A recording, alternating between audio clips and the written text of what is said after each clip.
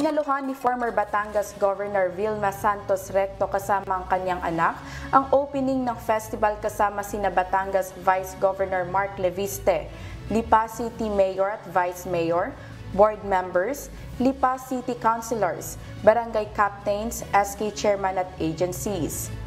Ayon kay Vilma, ang Barako Fest ay more of tourism at ang Barako ay talagang sa tatak Batangas. Kaya ang dami namin in-inject na mga activities pa to get the new blood, yung mga bagong dugo na yung kabataan, di ba? And at the same time, sa 3-day affair, pwede mo i-deliver yung message about anong importansya ng Barako, ano yung message namin. It's more of tourism, ipakilala kung gaano ka resilient, masipag, ameyable ang mga personalidad ng mga Batanggenyo. Pag sinabing Barako, ang ibig sabihin Batangas yan. Walang ibang mag-aangkin yan dahil ang Barako Coffee ay sa Batangas.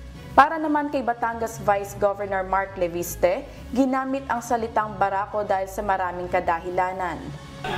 For many reasons, Lipa is Barako capital, meaning it's the coffee capital of the Philippines. Yung aming variant ng kape ay yung matapang klase, kaya Barako ang tawag. Ang Batanggenyo ay kilala rin bilang Barako, strong-willed, matapang.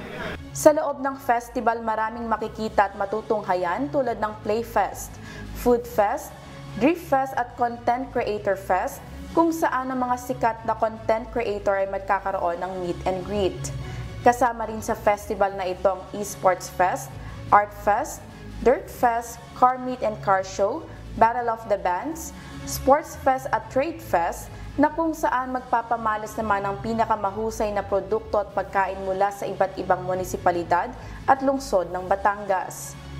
Isa sa highlight ng Barako Fest 2024 ang Music Fest, kung saan magaganap ang makulay na concert na dadaluhan ng ilang kilalang DJs. Bukod pa riyan, inaasahan sa 3 araw na event na dadaluhan ito ng mahigit kumulang 250,000 na bisita, participant at partygoer. Magtatapos ang nasabing aktibidad sa araw ng Sabado, March 16. Lineth Bahe, humahataw sa balita ngayon.